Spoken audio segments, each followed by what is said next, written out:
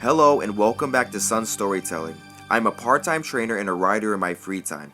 My goal with this series is to help you enhance your narratives and build compelling characters by providing both good and bad examples from various media, including anime, TV shows, and manga, and movies I grew up with watching. This series will focus on specific narrative aspects to clarify my approach to storytelling. For a clearer understanding, I recommend checking out my last video, which I'll link below for your convenience. In this video, we will dive deeper into two previously mentioned characters. I didn't have the chance to explore them in depth before, but now I can provide a more thorough analysis. Additionally, I'll be showcasing footage from my Twitch channel during my videos. If you have any game suggestions you'd like me to try, please leave them in the comments below. While I'll typically stick to my favorites, I'm open to exploring new options. As always, please keep in mind that any series I discuss may involve reviewing key plot points, so please expect spoilers. Like in my previous series, many of the points I'll discuss will focus on the development of overpowered characters and their role within the power scale. Instead of merely explaining terminology, I'll delve deeper into how these characters and their narrative aspects contribute to building strong, compelling figures. This discussion will remain centered around fighting series and characters, ensuring we stay aligned with what we've already established. To kick things off, I want to honor Akira Toriyama, the creator of Dragon Ball, who will be deeply missed. For this discussion, I'll be focusing on Son Goku and the narrative process behind his creation, examining what went into building his character as a benchmark. Before diving deeper into Goku, let's explore Toriyama's narrative process and outline key examples to clarify what we mean by a benchmark. I recently acquired all 26 volumes of the original Dragon Ball and Dragon Ball Z manga, and having watched all the shows growing up, I feel comfortable discussing the essential plot points that reflect Toriyama's intentions. Goku may appear simple, but he is far more complex than many realize, especially in how audiences perceive him today. I believe there are few people online apart from dedicated YouTube channels like Saiyan Scholar, Justin's Den, Quayman, and Laughingstock who are truly qualified to discuss Dragon Ball. This series is extremely close to my heart, and whether it's Dragon Ball, Z, its iteration of Kai, Daima, GT, or Super, I'm a fan of them all each with their own strengths and weaknesses.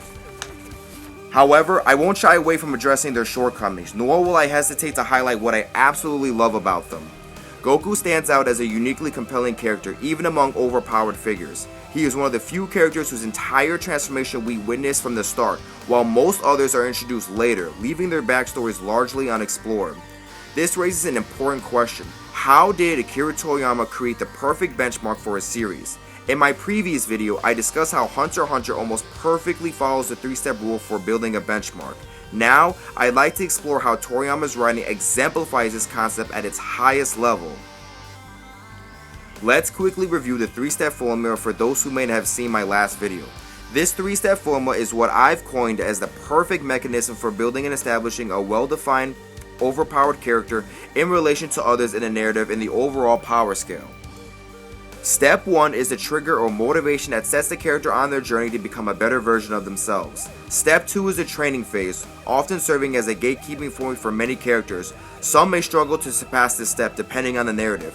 If they succeed, Step 3 usually immediately follows, providing the payoff for the training we've witnessed. A key factor is allowing the audience to experience these events, fostering a deeper understanding and connection with the character. While there are many ways to approach this, I prefer to use examples that resonate with me to illustrate these points. The term overpowered character is broad, but several characters outside typical media can be considered overpowered within their universes. By providing a few examples, I hope to illustrate just how expansive this concept can be.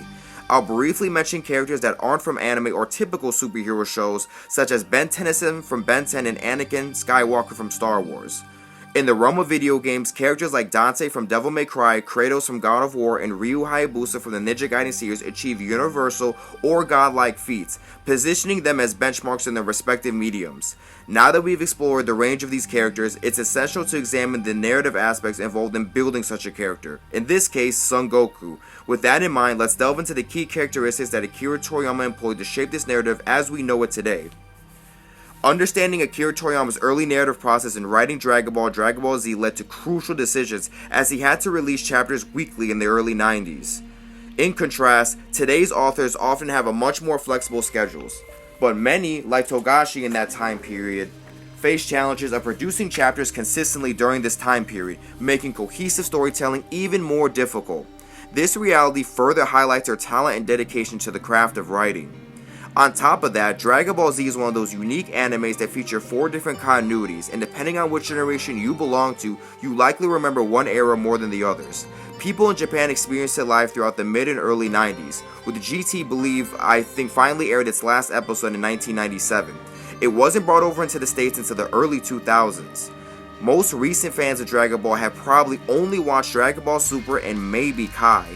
During my time period in the early 2000s, I grew up watching OG Dragon Ball Z, and Dragon Ball GT like stated before. That's why I feel really comfortable with explaining a lot of these concepts and things just for people to know it, and it's easier to be broken down to the general public who haven't been able to see it. I still remember the Buu arc and the Red Ribbon arc as they aired. These are some of my first core memories. I feel very privileged to have lived through that time and experienced it firsthand. With that context established, let's examine Goku's growth arc by arc, analyzing how each utilizes the 3-step process within the narrative. The initial 20 chapters of the manga in Season 1 focus on Goku, Bulma, and their friends as they search for the Dragon Balls, gradually introducing the main cast while sprinkling in tidbits of Goku's origin for effective foreshadowing. Many series begin episodically in the first arc rather than following an overarching narrative. This approach helps establish world building and characters, benefiting the storytelling by creating a solid foundation, something the first arc I believe achieves, unlike many series that struggle to write a cohesive narrative in its first arc in the simplest form.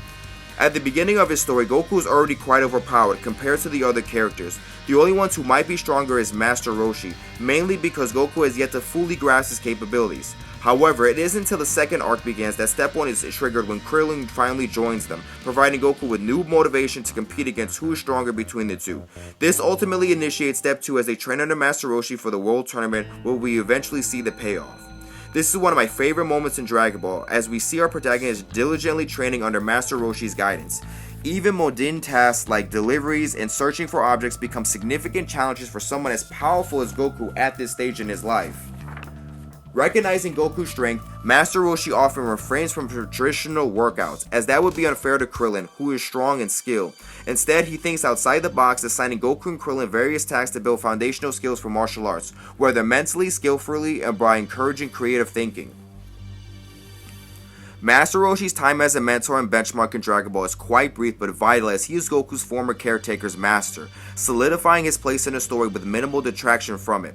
As characters grow stronger so rapidly, it's often forgotten that he was ever a benchmark at all. In my previous videos, I discussed the challenges of incorporating a benchmark into the story that can disrupt the power scale, as most of the cast isn't strong enough to compete with them during the early stages of the narrative.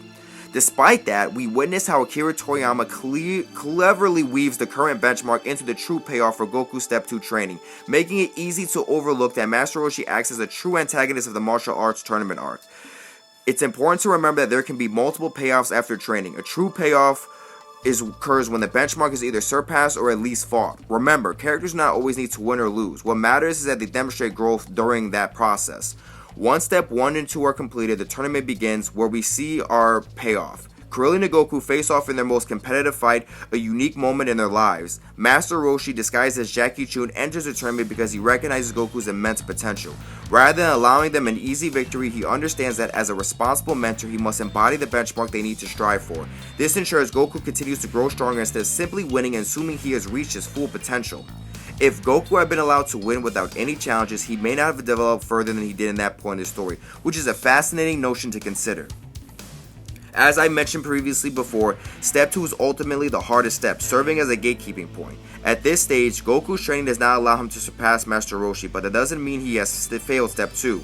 According to the narrative, it's acceptable to win or lose at this stage. Rock Lee from Naruto is my favorite example of this, as he loses his Step 2 confrontation against Gaara, which makes me respect his character growth and arc even more.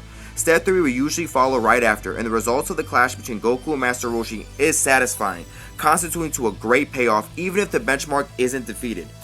I believe that having your protagonist lose is a challenging situation to write believably, making it difficult decision for authors to usually commit to. I respect the choice to let a character experience defeat. Another series that does this exceptionally well is Kengan Ashura, which is a series we will delve into in this series. Even in the first few arcs, we see the 3-step formula in action. As I mentioned before, to avoid stagnation and keep the process engaging for the audience, it's crucial to recycle steps 1, 2, and 3 in that order. This can be achieved through introducing a new benchmark, a new plot point, or anything that provides the character with fresh motivation to train or embark on a new journey. Not every arc needs to display every single step consecutively, as some arcs may continue previous ones or set up future events. The narrative can vary greatly depending on what the author has planned. It's important to remember that I'm not suggesting the 3-step formula must occur in every major or minor arc. Rather, it should be present when the character needs to exhibit or display some type of growth. Moving forward in the narrative, rather than being deterred by his loss in the martial arts tournament, Goku used it as a new motivational trigger to begin training anew. Thus, the 3-step loop is re-established. Once step 3 is satisfied and Goku experiences his payoff and finds a new motivation, his step 2 training can begin. This leads us to one of my favorite personal arcs in Dragon Ball, the Red Ribbon Army arc, where we see Goku tested against machinery that allows him to go all out, something challenging to achieve in a tournament setting with rules, as we see in the previous arc. Up until this point in the story, Goku's challenges have been purely physical and mental, but he has never faced moral dilemmas. At this stage, the author seems to feel that the audience is ready for Goku to be challenged in ways he has never experienced before, prompting him to ask questions he never needed to consider. This shift is necessary for him to gain the maturity required to complete this step of his journey. In this arc, we see the payoff of Goku's training as he faces multiple adversaries, many of whom he must defeat using his wits. Character development is limited until we encounter Android 8, a figure who helps Goku recognize the moral implications of killing. This motivational drive not to kill presents a dilemma that Goku hasn't faced before in the story. Confronting opponents he perceives as evil enough to warrant death forces him to grapple with this moral conundrum, which is a significant plot point and one of the most important life-changing moments of his early life. Without this encounter, we might have seen a very different Goku, one who did not awaken to the concept of justice. It's ironic that it took a manufactured being to teach him this lesson, and I believe Akira Toriyama weaved this narrative exceptionally well during this arc. Without Android 8's influence, Goku might have reverted to his primal instincts, indifferent to life and death, similar to how Nolan Grayson from Invincible views himself in relation to humans. Once again, Toriyama introduces small challenges for Goku. Since he is already so strong, mental and spiritual battles become crucial for his growth, emphasizing the need for creative approaches to training and character development. The next arc is brief but significant for Goku's development. The Baba arc introduces Tien and Chiatsu, who will play larger roles in the final arcs. Meanwhile, Krillin and Yamcha also face their own challenges, this being their step to our training for their eventual payoff. A key takeaway from this arc is Goku's encounter with his caretaker, Grandpa Gohan. Seeing him again awakens feelings in Goku that we rarely witness, making it a heartfelt moment that reinvigorates his human side. Throughout Goku's younger years, his Saiyan and humanity sides often conflicted, and this reminder of his past helps him develop a greater empathy for others, an important yet subtle aspect of his growth that many may overlook. Now we reach the midway point of Dragon Ball, where Goku faces his next benchmark, the mercenary Tao, who is as strong, if not stronger, than Master Roshi, who effortlessly defeats Goku. This encounter provides the challenging fight Goku has been seeking and motivates him to train once more. Much like Gon's encounter with Hisoka, Goku's defeat triggers his training journey. He sets off to traverse Korin Tower, completing steps 1 and 2. When he confronts Tao for the second time at the end of the arc, Goku seemingly kills him by reversing his tactics against him, once again witnessing the payoff for his training. This outcome leads directly into the next arc, where Goku and the gang faces off against Tien, Shen's student, in the 2nd or 22nd martial arts tournament, our second tournament arc. What to take away from this arc is that Goku isn't afraid to use his enemy's underhanded tactics against them, even if it leads to their demise. He is more willing to make these decisions, knowing his life is on the line, which feels justified in his eyes, and to the audience. Goku will continue to navigate this gray area throughout his adolescent years. Some may claim that Goku lacks growth, but I will always counter with examples like this. It's interesting to note that many people who don't realize this side of Goku, especially considering that it eventually leads him to vow not to kill as an adult, but we're not quite there just yet. Back to the timeline, this is our first true arc showcasing the current fighters' payoff. In this tournament arc, we see all 8 of our primary fighters in action. This marks the beginning of the trend for which the series is best known, its constant tournament arcs. Even in early Dragon Ball, the author skillfully weaves these arcs into the story, keeping them interesting so they don't stagnate the narrative.